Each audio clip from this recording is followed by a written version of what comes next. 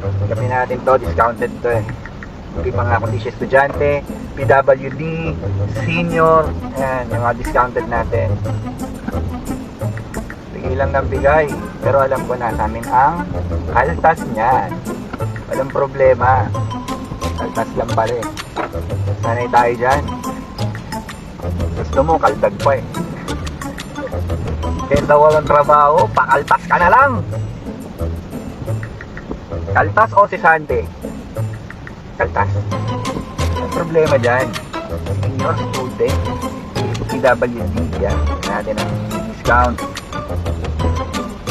Kasi sobrang daming kita. Mo sinisipon pa lang. Disable na. Puta naman. Wala na kaming kita dyan, boy.